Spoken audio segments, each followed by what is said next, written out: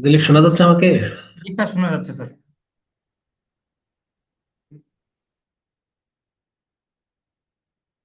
ওকে, আমরা স্টার্ট করি। জি স্যার, ওকে।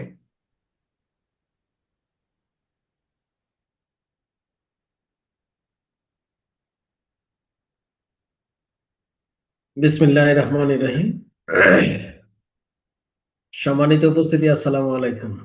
আশা করছি এই শীতের দিনে সবাই ভালো আছেন। আপনাদের প্রত্যেককে আমাদের প্রাণের প্রতিষ্ঠান, আমাদের কর্মসংস্থানের প্রতিষ্ঠান, আমাদের নতুন কেরিয়ার বিনির্মাণের একটা প্রতিষ্ঠান লাইভন ম্যানুফ্যাকচারিং এন্ড মার্কেটিং লিমিটেডের পক্ষ থেকে শুভেচ্ছা অভিনন্দন জানাচ্ছি আজকের আমাদের এই বিশেষ প্রোগ্রামে অংশগ্রহণ করার জন্য। বিশেষ করে স্বাগত জানাচ্ছি আজকের এই প্রোগ্রামে একেবারেই যারা নতুন, আজকেই প্রথম যারা আমাদের সম্পর্কে জানতে এসেছেন তাদেরকে স্পেশাল অভিনন্দন জানাচ্ছি।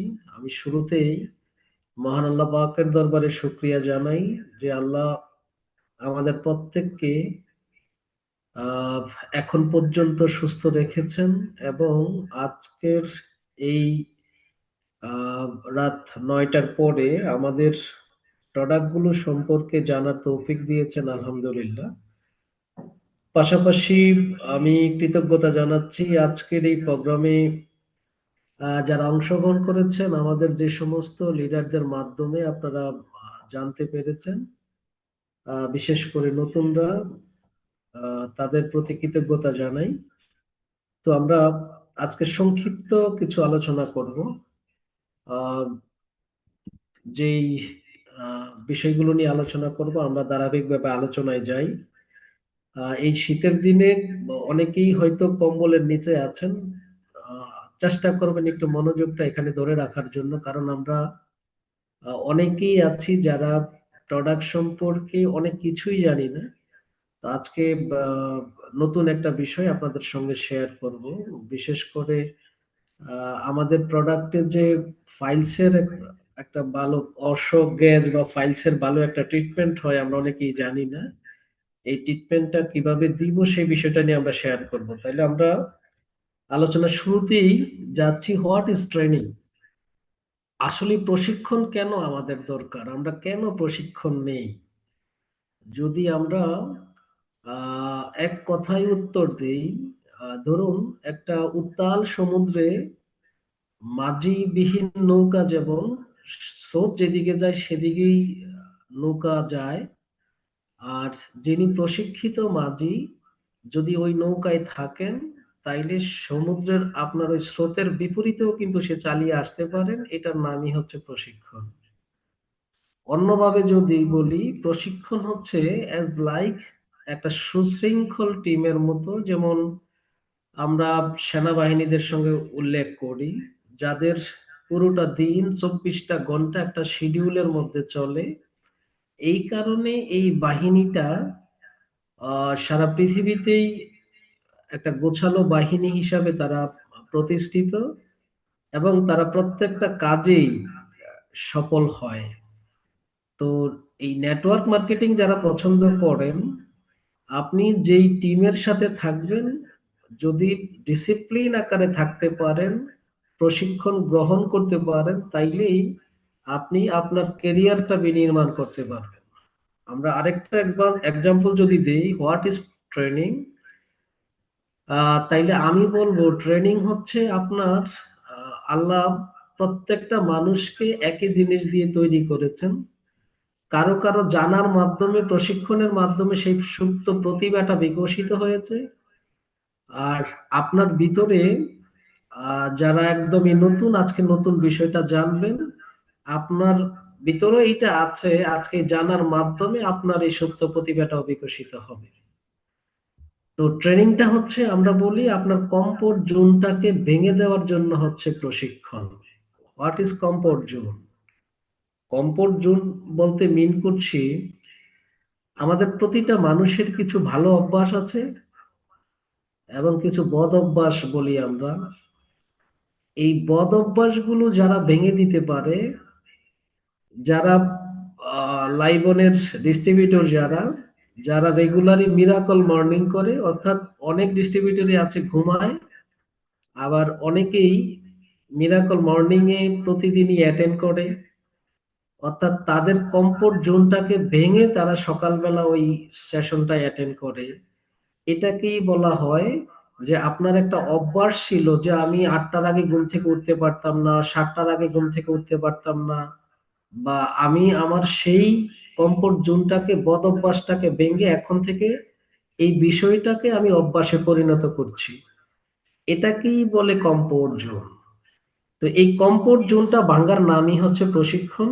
আজকে আমরা ধারাবাহিকভাবে যে বিষয়গুলো জানবো, প্রথমে আমরা আমাদের জীবনটা সম্পর্কে একটু জানি। অর্থাৎ প্রত্যেকটা মানুষ, আমরা অর্থাৎ পৃথিবীর যারা, আমরা যাদেরকে বলি সব জানতা, যারা ফিলোসোফার, যারা মনোবিজ্ঞানী, যারা এই পৃথিবীতে যাদেরকে আমরা এক্সাম্পল হিসাবে দেখি, তারাও তাদের জীবনের 25% জানে। অর্থাৎ 75%ই আমাদের জানার বাইরে থাকে। আমরা আমাদের কবিগুরু রবীন্দ্রনাথ ঠাকুরের কবিতা থেকে আহ দুটো লাইন বলতে পারি। উনি দেখেন একটা বয়সে বলে গিয়েছেন, বিশ্বজোড়া পাঠশালা মোর সবাই আমি ছাত্র। সে কিন্তু বলতে পারতেন ওই কবিতায়, বিশ্বজোড়া পাঠশালা মোর সবার আমি শিক্ষক। সে আবার আরেকটা কবিতায় বলেছেন, আমার মাথা নত করে দাও হে প্রভু, তোমার চরণ ধুলোর নিচে। অর্থাৎ চরণের নিচে যে ধুলুকণা আছে, সে এটার ব্যাখ্যাটা এভাবে করেছেন, এই ধূলিকণা পরিমাণ জ্ঞান এখনো আমি অর্জন করতে পারিনি। তো আমাদের আশেপাশে বা আমাদের মধ্যে অনেককেই দেখবেন নেটওয়ার্ক মার্কেটিং এর বা মাল্টি লেভেল মার্কেটিং এর এমটা শিখে তাদের মধ্যে এমন অ্যাটিটিউড তৈরি হয় যে তারা পৃথিবীর সবকিছুই জানে। সেই লিডার যে সবসময় তার ব্রেনকে মেসেজ দেয়, আমি শিখব, আমি শিখতেছি এবং আমি শিখে যাব, সে এক সময় অনেক বড় মাপের নেতা হয়, মার্কেটিং এর গুরু হিসাবে সে পরিচিতি পায়। সেজন্য আমাদের প্রত্যেকের মাইন্ডসেটটা থাকবে, আমরা সবসময় লার্নিং এর জন্য তৈরি থাকব। যেহেতু আমাদের হেলথের উপরে আজকে প্রশিক্ষণ, তাইলে আমরা কিছু পরিসংখ্যান দেখব যারা হেলথ নিয়ে আমাদের নিয়ে রিসার্চ করে থাকেন, যেটাকে আমরা সংক্ষেপে বলি WHO। এই বিশ্ব স্বাস্থ্য সংস্থা সুস্থতা বলতে কি বুঝিয়েছে? বিশ্ব স্বাস্থ্য সংস্থা বলছে সুস্থতা বলতে শুধুমাত্র আমি আপনি শারীরিকভাবে রোগমুক্ত তা নয়, বরং আমরা শারীরিকভাবে সুস্থ থাকতে হবে, মানসিকভাবে সুস্থ থাকতে হবে এবং সামাজিকভাবে সুস্থ থাকাকেই বলা হয় সুস্থতা। আবারও বলছি, যদি আমি আপনি শারীরিকভাবে সুস্থ থাকি, অর্থাৎ আমার আপনার শরীরে কোনো রোগ না থাকে, যদি আমরা মানসিকভাবে সুস্থ থাকি, অর্থাৎ কোনো ধরনের টেনশন আমাকে কষ্ট না দেয়, সেটা হোক অর্থনৈতিক টেনশন, সেটা হোক আমার কেরিয়ার বিনির্মাণের টেনশন, সেটা হোক আমার স্বপ্নগুলো পূরণের টেনশন, এবং সামাজিকভাবে, অর্থাৎ আপনি একটা সময় যখন আপনার ক্যারিয়ারটাকে 100% কনফার্ম করতে পারবেন, সামাজিকভাবে যে সম্মানটুকু আপনি আদায় করবেন। অর্থাৎ অনেক সময় দেখা যায় কোনো একটা কাজ করতে গেলে মনে রাখবেন, পৃথিবীতে যে কোনো কাজই আপনি করতে যান, এর পক্ষে একটা গ্রুপ আপনার পক্ষে দাঁড়াবে, আবার আপনার বিপক্ষেও একটা গ্রুপ দাঁড়াবে। তো এই সকল সুস্থতাকে মিলেই বলা হয় সুস্থতা। শুধু শারীরিক সুস্থতাকে সুস্থতা বলে না। এখন তারা কিভাবে রিসার্চ করেছে? যারা বলছে আমাদের দেশে, অর্থাৎ আমাদের মতো আমাদের বাংলাদেশে 100 জন লোকের মধ্যে কম্পারিজনটা যদি করি, মাত্র 5% লোক হচ্ছে সুস্থ, 15% লোক অসুস্থ। অর্থাৎ যারা হাসপাতালের বেডে শুয়ে আছে, যারা প্রতি সপ্তাহে কোনো না কোনো প্রবলেমের কারণে প্রতিনিয়ত ডাক্তারের কাছে যাদের সিরিয়ালটা থাকে, এবং আমরা যারা এর বাইরে আছি 80% লোক, আমরা জানি না আমরা অসুস্থ। অর্থাৎ আমাদের শরীরে অনেকগুলো রোগ নিয়ে আমরা বেড়াচ্ছি, বাট আমরা জানি না আমাদের শরীরে কোনো প্রবলেম আছে। এটার অন্যতম কারণ হচ্ছে বাংলাদেশের যে ডায়াগনস্টিক সিস্টেম অথবা ডায়াগনোসিস করার যে মেজারমেন্ট, আমাদের খাদ্যাভ্যাসের কারণে আমাদের এই ডায়াগনোসিস সিস্টেমের মেজারমেন্ট গুলো, আমাদের অর্গান গুলো 60% ক্ষতিগ্রস্ত না হওয়া পর্যন্ত আমাদেরকে বলা হয় আমরা সুস্থ, বিকজ আমরা ওই টাইপের খাবারগুলো খাই, রেঞ্জটাকে ওইভাবে ক্রিয়েট করা। অথচ আমাদের এই টেস্টিং রিপোর্ট নিয়ে যদি আমরা যে কোনো একটা দেশে যাই, তখন তারা আমাদের এই টেস্টিং রিপোর্টটা অ্যাকসেপ্ট করে না, বিকজ তারা নতুন করে আবার টেস্ট করে। অর্থাৎ টেস্ট করে তারা বলে দেয় আমাদের কোন অর্গানের কত পার্সেন্ট প্রবলেম আছে, এবং ওইটা নিয়ে আমাদেরকে কাউন্সিলিং করে যে আবার করণীয় কি। এখন আমাদের দেশে এটা করে না কেন? বিকজ আমরা যে প্রতিনিয়ত বিষ খাই, আমরা প্রতিনিয়ত যে টক্সিন গুলো নিচ্ছি, এটা এয়ার পলিউশনের মাধ্যমে, খাবারের মাধ্যমে, ট্যাবলেট ক্যাপসুলের মাধ্যমে, বিভিন্ন ধরনের যে বিষগুলো গ্রহণ করছি হোটেলের খাবারের মাধ্যমে, বেকারি যুক্ত খাবারের মাধ্যমে, এই কারণে আমাদের দেশের ডায়াগনস্টিক সিস্টেমের ব্যবস্থাটা হচ্ছে যতক্ষণ পর্যন্ত আপনার অর্গান 60% ক্ষতিগ্রস্ত না হয়, ততক্ষণ পর্যন্ত বলা হয় আমি আপনি সুস্থ। আমরা একটা আরেকটা রিসার্চ পেপার জানি, অর্থাৎ এখন এটা 2024 সালের একটা অত্যন্ত ভয়ঙ্কর একটা রিপোর্ট, যে বাংলাদেশে যতগুলো লোক এখন মারা যায়, প্রতি 2 জনের মধ্যে একজন মারা যায় হার্টের, অর্থাৎ স্ট্রোক করে বা হার্টের প্রবলেমে, যে কোনো প্রবলেম কারণে সে মারা যাচ্ছে। অর্থাৎ আপনার আশেপাশে যতগুলো আত্মীয় স্বজন পরিচিত যারা মারা যাচ্ছে, এরা ম্যাক্সিমামই প্রতি 2 জনে একজন হার্ট ডিজিজের কারণে মারা যায়। আর একবিংশ শতাব্দীর সবচেয়ে ভয়াবহ রোগ তো ডায়াবেটিসকে বলা হয়, আমরা প্রত্যেকেই জানি। যদিও আজকে আমরা শুধু এর মধ্যে হার্ট ডিজিজটা নিয়ে আলাপ করব, এর আগে আমরা একটু দেখি আমরা কত বিপজ্জনক ভাবে বসবাস করছি, অথবা যদি একটু বলি আমরা কি কি কারণে অসুস্থ হচ্ছি, এই কারণগুলো একটু জানি।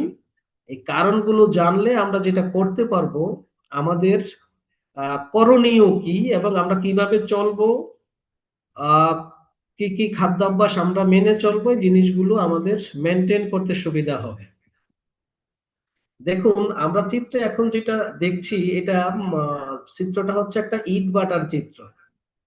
আজকের এই প্রোগ্রামে যারা উপস্থিত আছেন, আপনার বাড়ির আশেপাশে যাদের ইটের ভাটা আছে, খেয়াল করে দেখবেন এর 4-5 কিলোর মধ্যে অনেক ফলের গাছ যদি থাকে, এই ফলগুলো কখনো পরিপক্ক অবস্থায় যে এই ফলের গাছের মালিক সে নিতে পারে না, অর্থাৎ এই ফলগুলো সবসময় অপরিপক্ক অবস্থায় পড়ে যাবে, এর ঝরে পড়ে। এর অন্যতম কারণ হচ্ছে এই এখান থেকে যে বিষাক্ত বায়ু এবং যে আপনার ক্ষতিকর এয়ার পলিউশন গুলো হয়, যে টক্সিন গুলো, বিষগুলো বের হয়, এগুলো আমাদের আমাদের যারা আমরা জীব জন্তু, জীব আর জীবন আছে যাদের, তারা যেমন ক্ষতিগ্রস্ত হয়, তেমনি আমাদের এই কৃষিজ ফলনগুলো ক্ষতিগ্রস্ত হয়। এই জন্য আমাদের দেশের আইন হচ্ছে, এটা দেখাশোনা করে পরিবেশ অধিদপ্তর, যে যেখানে জনমানব বসবাস করে সেখানে সাধারণত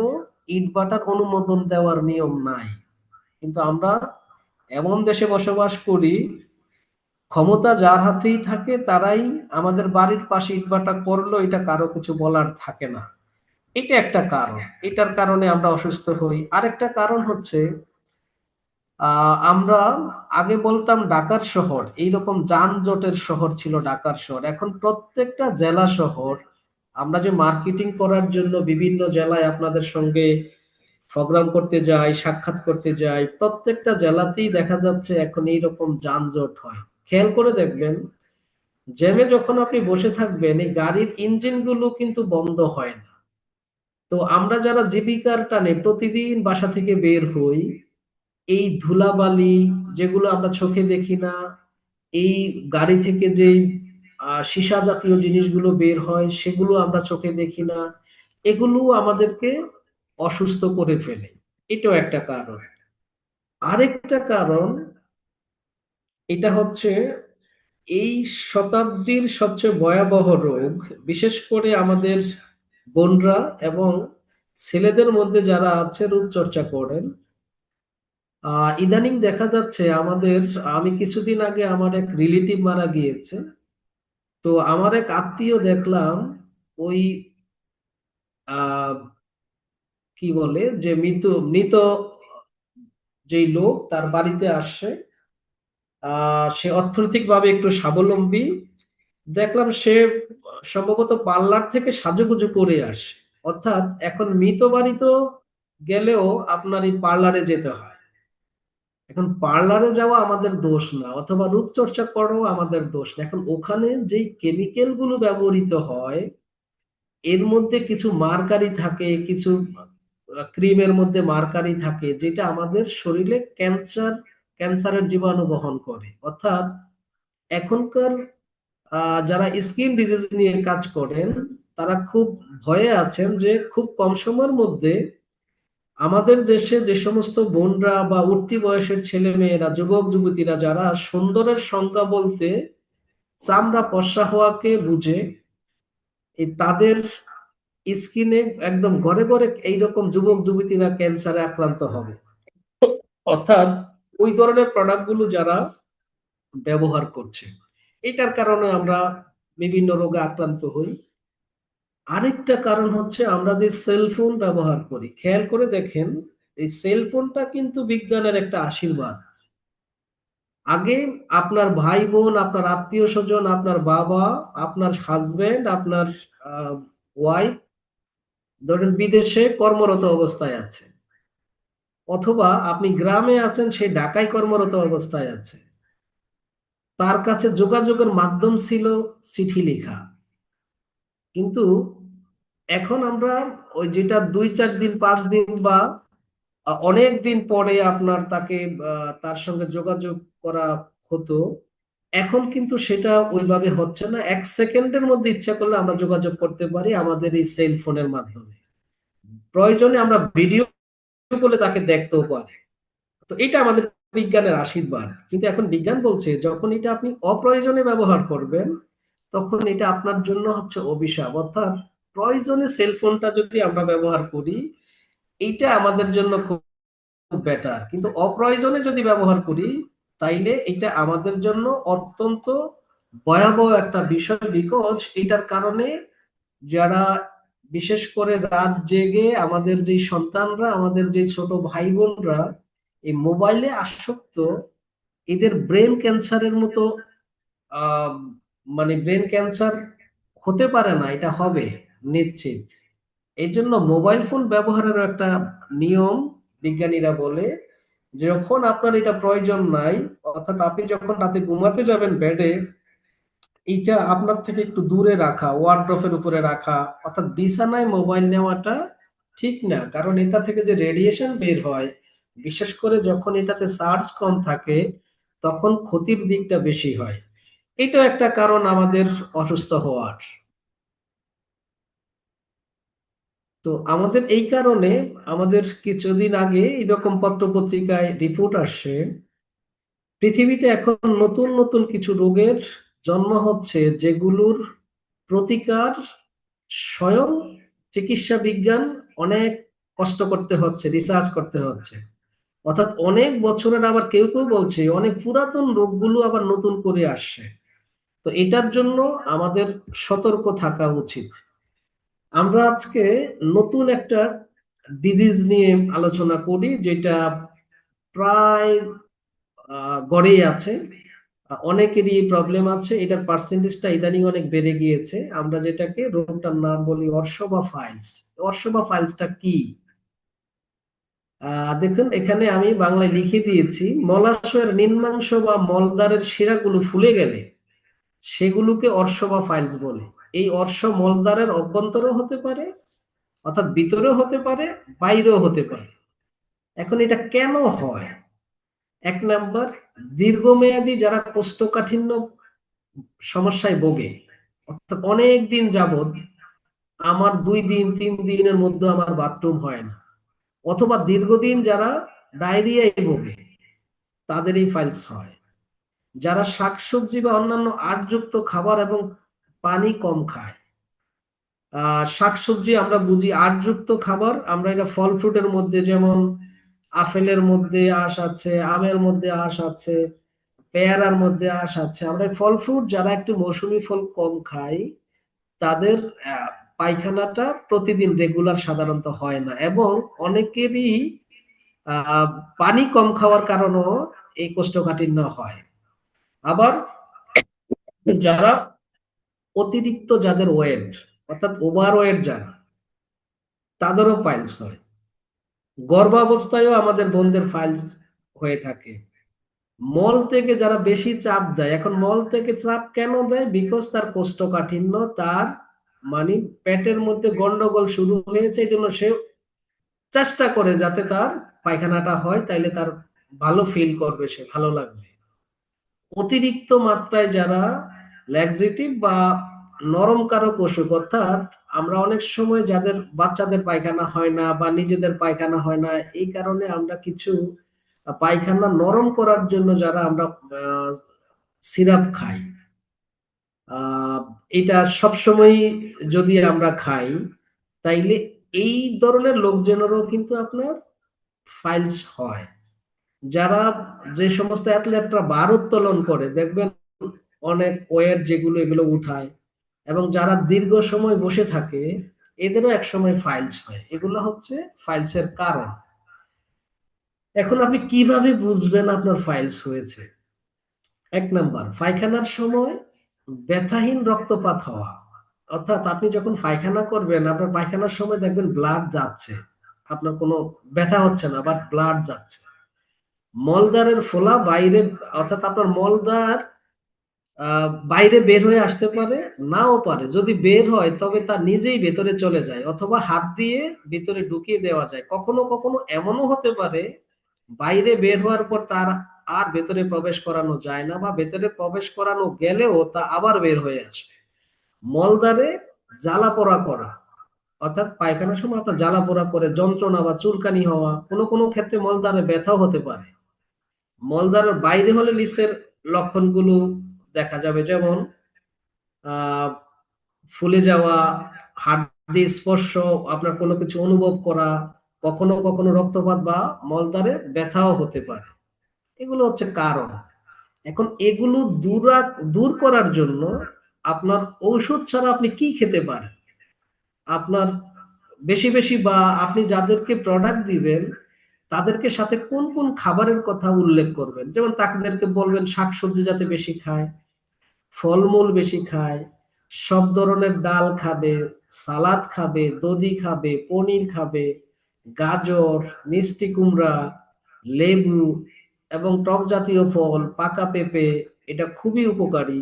বেল, এটাও অনেক উপকারী। আপেল, আহ তারপর কমলা, খেজুর, ডিম, মাছ, ভুসিযুক্ত ডেকিসারা চাল ও আটা ইত্যাদি। আর কি খেতে নিষেধ করবেন? সকল ধরনের খোসাহীন শস্য, যেমন ধরেন আমরা লাউ খাই, প্রত্যেকেরই উচিত লাউয়ের এই বাকল সহ, অর্থাৎ খোসা সহ খাওয়া। বিশেষ করে ফাইলসের রোগী যারা, তারা খোসা ছাড়া কোনো ধরনের সবজি খাওয়া তাদের জন্য ঠিক না। গরুর মাংস, খাসির মাংস বা চর্বিযুক্ত খাবার, মসৃণ চাল যেটাকে আমরা মিনিকেট চাল বলি, তাহলে তাদেরকে বলা কি, ওই যে আপনার ধানের জমিতে যেই চাল হয় বা লাল চাল, মানে অর্থাৎ মেল থেকে ভাঙ্গিয়ে একদম সাদা করে ফেলছে, এটা কলেসাটা, এইটা খাওয়া যাবে না। ময়দা, চা, কফি, চিজ, মাখন, চকলেট, আইসক্রিম, সকল ধরনের কোমল পানীয়, সকল ধরনের ভাজা পোড়া, এই ধরনের ফাইলসের রোগীদের জন্য নিষিদ্ধ। এখন আমাদের দেশে প্রবলেম হয় কি, আমরা যখন কোনো রোগীর ট্রিটমেন্ট দেই, সাধারণত রোগীদের এই জিনিসগুলো বলি না। আর যদিও বলি, রোগীরা কিন্তু এই জিনিসগুলো মানে না। এই না মানার কারণে সে একদিকে ভালো থাকে, আবার তার ওই প্রবলেমটা তার দূর হয়। কারণ আমাদের আমরা যারা রোগী, আমরা আমাদের জিহ্বাটাকে সামাল দিতে পারি না। তা আমরা হয়তো অনেকেই জানতাম না এই পাইলসের রোগের জন্য আমরা কি ট্রিটমেন্টটা দিব। আমাদের চমৎকার দুইটা প্রোডাক্ট আছে। নাম্বার ওয়ান টক্সিন ক্লিনজার এবং ভাইটাল জুস। যদি যাদের ফাইলসের কোনো রোগী যদি পান, প্রতিদিন সকালে 1 গ্লাস ভাইটাল জুসের সাথে 1 চা চামচ বা 5 গ্রাম টক্সিন ক্লিনজার মিশিয়ে সকালে এবং রাতে যদি খায়, তাইলে সর্বোচ্চ 7 দিন এর মধ্যে তার রক্তপাত বন্ধ হয়ে যাবে এবং তার যে জ্বালাপোড়া করতো জ্বালাপোড়া বন্ধ হয়ে যাবে। সে যে আনইজি ফিল করতো, এই আনইজিটা ফিল করবে না, তার ব্যথা ব্যথা ভাবটা চলে যাবে। এই দুইটার সংমিশ্রণে যে কোনো ফাইলসের রোগের আপনি ট্রিটমেন্ট করতে পারবেন। আমরা বলছি আমাদের আজকে আরেকটা রোগ নিয়ে আমরা কথা বলবো, যেটা আমরা বলছি হার্টের রোগ বা হৃদরোগ। মনে রাখবেন, পৃথিবীতে যত ধরনের হার্টের প্রবলেম আছে, একটু আগে বলছি বাংলাদেশে এখন যতজন মানুষ মারা যায় প্রতি 2 জনে একজন হার্টের রোগী। তার 98% হচ্ছে হার্ট ব্লক, আর 2% থাকে অন্যান্য, যেটা আমরা স্ক্রিনে দেখতে পাচ্ছি। যেমন 0.5% কারো হার্ট ফুটা থাকে, কারো হার্টের বাল্বে সমস্যা থাকে, কারো হার্টের কন্ডাক্টিভ সিস্টেম খারাপ থাকে, এবং 0.5% অন্যান্য প্রবলেম থাকে। এখন আমরা এই হার্টের প্রবলেমটা বুঝবো কিভাবে? ডায়াগনোসিস আপনি এভাবে করতে পারেন, রুগীকে জিজ্ঞেস করবেন, আপনি একটু যদি সামান্য দৌড়াদৌড়ি করেন বা সিঁড়ি বেয়ে উপরে উঠলে যদি দেখেন আপনার বুক ধড়ফড় অথবা বুক ব্যথা হয়, তাহলে বুঝতে হবে 40 থেকে 50% ব্লক হয়ে গিয়েছে। অর্থাৎ একটা হার্টের রোগী, আমার আপনার প্রত্যেকের হার্টের এই করোনারি আর্টারিতে, একটু পরে আমি যেটা দেখাবো, প্রত্যেকেরই আর্টারিতে চর্বি যুক্ত আছে। অর্থাৎ আমরা প্রতিনিয়ত যে 25 বছরের পর থেকে যে খাবারগুলো খাচ্ছি, এই হার্টের রোগটা আমরা বুঝতে পারি যখন আমাদের 60% প্লাস বা 70% প্লাস যখন আমাদের ব্লক হয়ে যায়, তখন আমরা বুঝতে পারি যে আমার হার্টের প্রবলেম হয়েছে। কিন্তু আমরা এই রোগটা সম্পর্কে জানার কারণে এখনই আপনি আপনার হার্টের ডায়াগনোসিস করতে পারেন। আপনি যদি দেখেন আপনি একটু দৌড়াদৌড়ি করলেই আপনার বুক ধড়ফড় করে, অথবা 4-5 তলা বিল্ডিং বেয়ে কোনো জায়গায় না দাঁড়িয়ে সিঁড়িতে যদি আপনি একটানা উঠেন, যদি দেখেন আপনার বুক ধড়ফড় করে, তাইলে আপনি বুঝবেন আপনার হার্টের যে রোগ বা করোনারি আর্টারি চিকিৎসা বিজ্ঞানের ভাষায় বলে, সেই রোগের মধ্যে 40 থেকে 50% চর্বি জমা আছে, অর্থাৎ এই চর্বিটাই ব্লক করে রেখেছে। যদি দেখেন দ্রুত হাঁটলেই আপনার বুক ব্যথা হয়, তাহলে বুঝবেন আপনার 50 থেকে 60% ব্লক হয়ে গিয়েছে। যদি দেখেন সামান্য হাঁটাচলা করলে বুক ব্যথা হয়, তাহলে বুঝবেন 60 থেকে 70% ব্লক হয়ে গিয়েছে। যদি দেখেন ঘরের মধ্যে নড়াচড়া করেন তাইলেই ব্যথা হয়, তাইলে বুঝবেন 80% ব্লক হয়ে গিয়েছে। আর এই ধরনের রোগীদের হাসপাতালে নেওয়ার আগে 70% রোগী পৃথিবী ছেড়ে চলে যায়। আর 30% রোগী যারা বেঁচে থাকে, তাদের কোনো না কোনো সাইট, আমরা যেটাকে বলি অবশ বা প্যারালাইসিসড হয়ে যায়। তাইলে আপনার হার্টের বর্তমান অবস্থা কি, আপনি এটা নিজেই, এই লক্ষণগুলো দেখে আপনি নিজেই ডায়াগনোসিস করতে পারেন এবং এখন থেকে আপনি প্রিপারেশন নিতে পারেন। যাদের বয়স, এখানে এই প্রোগ্রামে যারা উপস্থিত আছেন, যাদের বয়স অলরেডি 25+ হয়ে গিয়েছে, কারণ এই হার্টের প্রবলেম শুরু হয় যখন আমাদের বাড়ন্ত অবস্থা বলি আমরা চিকিৎসা বিজ্ঞানের ভাষায়, 22 বছর বয়স পর্যন্ত সাধারণত আমরা বৃদ্ধি পাই। এবং আমরা যখন পড়াশোনা শেষ করে খেলাধুলার করি না, কর্মজীবনে প্রবেশ করি, তখন আমরা এই ধরনের খাবারগুলো যখন খাই, যেটা নিয়মের বাইরে, শৃঙ্খলার বাইরে, তখন থেকে আমাদের এই হার্টের করোনারি আর্টারিতে এই চর্বিগুলা জমতে থাকে। এবং এটা গিয়ে ধরা পড়ে যখন আপনার 50+ বয়স, তখন আপনি কিছুটা অনুমান করতে পারেন, মাঝে মাঝে বুকে চিনচিন ব্যথা হবে। এখন হার্ট আমাদের, এটা হচ্ছে আমাদের হার্ট। দেখেন, যখন আমি আপনি মায়ের গর্ভে ছিলাম তখন থেকেই এই হার্টবিট এইরকম ভাবে তখন চলতেছিল। হার্ট হচ্ছে আমাদের বুকের এই বাম দিকে অবস্থিত। কোন জায়গা থেকে ব্যথা হলে আপনি বুঝবেন এটা আপনার হার্টের পেইন? ঠিক বাম বুকের 2 আঙ্গুল নিচ থেকে ধরবেন। বাম বুকের 2 আঙ্গুল নিচ থেকে যদি আপনার পেইনটা প্রথম শুরু হয়ে বিভিন্ন জায়গা দিয়ে এদিকে হাতে আসতে পারে, ঘাড়ে যেতে পারে, যদি যায় তাইলে বুঝবেন এটা আপনার হার্টের পেইন। আবার বুকের মধ্য থেকে ব্যথা বা অন্য সাইড থেকে যদি ব্যথা হয়, এটা হার্টের পেইন না। যে জিনিসগুলো আপনি স্ক্রিনে দেখছেন লাফাচ্ছে, এগুলারই বললে চিকিৎসা বিজ্ঞানের ভাষায় করোনারি আর্টারি। আহ, এবং আমরা যদি আমাদের মতো করে বুঝি, এগুলা ধরি আমরা আমাদের হার্টের রোগ, তাইলে আমরা প্রত্যেকেই জানি হার্টের রোগ দিয়ে আমাদের কি চলে, রক্ত চলাচল করে। এখন আহ চিকিৎসা বিজ্ঞান কি বলছে দেখেন, আমাদের হার্ট প্রতি মিনিটে 72 বার বিট করে 5 লিটার রক্তকে 1 মিনিটের ভিতর সমস্ত শরীরে পৌঁছে দেয়। আবার 1 মিনিটের ভিতরে শিরার ভিতর দিয়ে ফিরে আসে। বিজ্ঞান বলছে এইটার দৈর্ঘ্য যদি মাপা হইতো, এটা হচ্ছে 1.5 লক্ষ কিলোমিটার রাস্তা। অর্থাৎ এই 1 মিনিটের মধ্যে দেখেন 1.5 লক্ষ কিলোমিটার রাস্তা এই হার্ট থেকে রক্ত বের হয়ে একদম আপনার পায়ের নখ থেকে ব্রেন পর্যন্ত টোটাল সব জায়গায় সাপ্লাই হয়ে আবার হার্টে ফিরে আসে।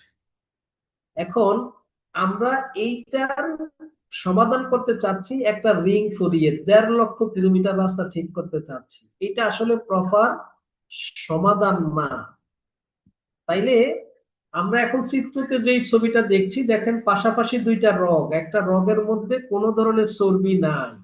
এটা হচ্ছে আপনার বয়স যখন 25 পর্যন্ত ছিল, যখন আপনি সবসময়ই মাঠে গিয়েছেন, দৌড়দৌড়ি করেছেন, খেলাধুলা করেছেন, ওই অবস্থার ছবি। যখন আপনার ওই এক্সারসাইজ বন্ধ হয়ে গিয়েছে, কর্মজীবনে প্রবেশ করেছেন, কর্মের কারণে এখন আর ওইভাবে নিজে এক্সারসাইজ করতে পারেন না, খেলাধুলা করতে পারেন না, তখন এই সারাদিন আমাদের শরীরে যেই পরিমাণ চর্বির দরকার, চিকিৎসা বিজ্ঞান বলছে এর বেশি যখন আমরা শরীরে নিচ্ছি, তখন এই চর্বিগুলো আমাদের এইভাবে রক্তের সাথে আমাদের এই করোনারি আর্টারিতে গিয়ে জমা হয়। এই এই রগ দিয়ে প্রতি মিনিটে 1.5 মিলিয়ন রক্তকণিকা চলাচল করে। অর্থাৎ এটা যদি আমরা একটা উদাহরণ হিসাবে থিঙ্ক করি, অনেকটা স্পিড বোর্ডের যেই রকম স্পিড, এর চাইতো 3 গুণ স্পিডে এই রক্ত চলাচল করে। যখনই চলাচল করতে যায়, স্বাভাবিক রক্ত দিয়ে আপনার কোনো ধরনের বাধা পাচ্ছে না। যখন সে চর্বিযুক্ত রক্ত দিয়ে চলাচল করতে যায়, যখন এই চর্বির সঙ্গে গিয়ে রক্তটা বাধা খায়, তখনই আমাদের চিনচিন ব্যথা করে। তখনই আমরা ডাক্তারদের কাছে যাই, ডাক্তাররা বলে আপনার একটা ব্লক হয়েছে, আর এটার জন্য কি করতে হয়, আমাদের ওপেন হার্ট সার্জারি বা বাইপাস সার্জারি করতে হয়। আর এই বাইপাস সার্জারি বর্তমানে 6-7 লাখ টাকা খরচ হয়, কিন্তু এটা সঠিক সমাধান না। পরবর্তীতে এটা আরো বেশি, ধরেন আল্লাহ কাজ না করুক আপনার বাবার এই প্রবলেম হয়েছে। আরেকটা আরেকটা রিসার্চ পেপার বলি, মনে রাখবেন পুরুষদের তুলনায় মেয়েদের হার্টের প্রবলেম কম হয়। হয় না বলছি না, অর্থাৎ মেয়েদেরকে আল্লাহ এমন একটা হরমোন দিয়ে দিয়েছে যেটা পুরুষদেরকে দেয় নাই। এই হরমোনটার কারণে মেয়েদের হার্টের প্রবলেম হয়, তাদের হার্ট থাকে দুর্বল, কিন্তু হার্ট প্রবলেম হয় পুরুষদের তুলনায় কম। পুরুষদের হার্টের প্রবলেমটা বেশি হয়। এখন ধরুন আপনার বাবার এই হার্টের প্রবলেম হইলো, ডাক্তার বলেছে ব্লক হয়েছে, তাইলে আমার এখন বাইপাস সার্জারি করতে হবে। বাইপাস সার্জারিটা কি? বাইপাস সার্জারি হচ্ছে, আমি সব সময় উদাহরণটা দিয়ে থাকি, ধরুন আপনি ঢাকা থেকে আপনার গ্রামের বাড়িতে বাসে যাবেন, পথে কোথাও বাসের চাকা পাংচার হয়েছে, তাইলে আমরা বাড়িতে কিভাবে যাই? ওই বাসের মধ্যে আরেকটা এক্সপায়ার চাকা থাকে, 5-10 মিনিট অপেক্ষা করলে ওই এক্সপায়ার চাকাটা লাগিয়ে আমরা বাড়িতে যাই। আমাদের সৃষ্টিকর্তা আমাদের শরীরে এইরকম একটা এক্সপায়ার চাকা বা একটা রগ দিয়ে রাখছে। কারণ সৃষ্টিকর্তা তার আহ কোরআনে সূরা আরাফের 31 নম্বর আয়াতে উল্লেখ করেছেন, কুলু ওয়াশরিফু ওয়ালা তুসরিফু ইন্নাহু লা ইউহিব্বুল মুসরিফিন। অর্থাৎ এটা ব্যাখ্যাটা হুজুররা এভাবে করে যে খাও পান করো অপচয় করিও না। মূল ব্যাখ্যা হচ্ছে সৃষ্টিকর্তা বলেছেন, বান্দা তুমি খাও প্রাণ করো, কিন্তু সীমা লঙ্ঘন করিও না। যদি তুমি সীমা লঙ্ঘন করো, তাইলে আমি তোমাকে সীমা লঙ্ঘনকারী রোগ দিব। এখন সৃষ্টিকর্তা জানে আমাদের মতো যাদেরকে এই যে আমাদেরকে দুনিয়াতে পাঠিয়েছে, আমরা সৃষ্টিকর্তার সকল কথাই শুনবো না। এই জন্য আমরা সীমা লঙ্ঘন করব। এই কারণে সে বুঝেই আমাকে আপনাকে যে পরিমাণ হায়াত দিয়েছে এর আগে পৃথিবী থেকেও নিবে না। এই কারণে এক্সট্রা একটা চাকা দিয়ে রেখেছে। যদি আপনার এই প্রবলেম হয়, আপনার যদি হায়াত থাকে ওই পর্যন্ত আপনাকে বিছানার বেডে শুয়ে দেবে। এটাই হচ্ছে আপনার বাইপাস সার্জারি, অর্থাৎ ওই রগটা নিয়ে আপনার একটা সংযোগ দিয়ে দেয় বাইপাস রোডের মতো। আর এখন যে চিত্রটা দেখছি, যখন আপনার হার্টের ফেইন হবে তখন এই রকম হয় আপনার মুখের অবস্থা, চেহারার অবস্থা এই রকম ফেইন হয়, যেটা সহ্য করার মতো না। তারপরে যদি আমাদের ফ্যামিলিতে কারো এই প্রবলেম থাকে, বা আমরা যদি আহ, কোথাও এইরকম দেখি কাউকে যে একজনে স্ট্রোক করেছে বা স্ট্রোক করেছে কিনা, আমরা চিনবো কিভাবে? আমরা এই তিনটা বর্ণ দিয়ে চিনতে পারি। এক নাম্বার এস, এন, টি এবং আর। এসপর হচ্ছে, আমরা যদি বলি আহ ধরুন আপনার ফ্যামিলিতে আপনার কাছে সন্দেহ হচ্ছে আপনার বাবা কেমন কেমন যেন করছে, যদি সন্দেহ হয় বা একটু ফেইন ফেইনের কথা বলছে, অথবা সে মেজর অথবা মাইনর স্ট্রোক করেছে, তাইলে আপনার যদি সন্দেহ হয় আপনি তাকে কি করবেন? বলবেন বাবা তুমি একটু হাসো, অর্থাৎ অ্যাজ ফর স্মাইল, তাকে হাসতে দিবেন। তাইলে আমরা প্রত্যেকটা সন্তানই জানি আমার বাবার স্বাভাবিক হাসি এবং অস্বাভাবিক হাসি।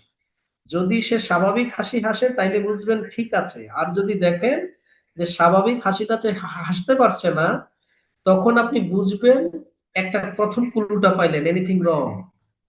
2 নাম্বার ক্লুতে যাবেন, টি, টি ফর টক। যে কোনো একটা সেন্টেন্স আপনি তাকে তৈরি করে দিবেন। বলতে পারেন বাবা বলো তো আজকের দিনটা অনেক সুন্দর, অথবা আমার সোনার বাংলা আমি তোমায় ভালোবাসি। আপনার বাবার স্বাভাবিক বলা আর অস্বাভাবিক বলা আপনি নিজে বুঝতে পারবেন। যদি দেখেন ঠিক মতো বলতে পারে তাহলে ঠিক আছে, যদি দেখেন যে ঠিক মতো বলতে পারে নাই তাইলে আপনি আরেকটা ক্লু পেয়ে গেলেন যে তারা আসলেই আমি যেটা চিন্তা করতেছি একটা প্রবলেম হয়েছে। লাস্ট আপনি আর পর রাইজ হ্যান্ড, তাকে তার 2 হাত উপরে তুলতে বলবেন। সাধারণত মাথায় রাখবেন, স্ট্রোকের রোগীরা কখনোই 2 হাত উপরে ঠিকমতো তুলতে পারবে না।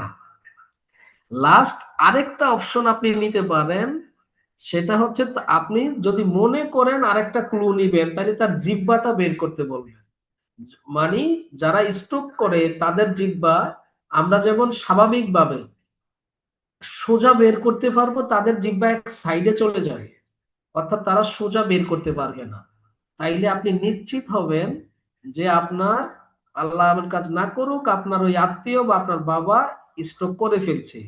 তখন করণীয় কি? সাথে সাথে তাকে হাসপাতাল নিয়ে যেতে হবে, কারণ আপনার এই একটু জানার কারণে হয়তো ওই পরিবারটা বেঁচে যাবে। শুধু আপনি ইনফরমেশনটা দিয়েছেন সে স্ট্রোক করেছে তাকে নিয়ে যান।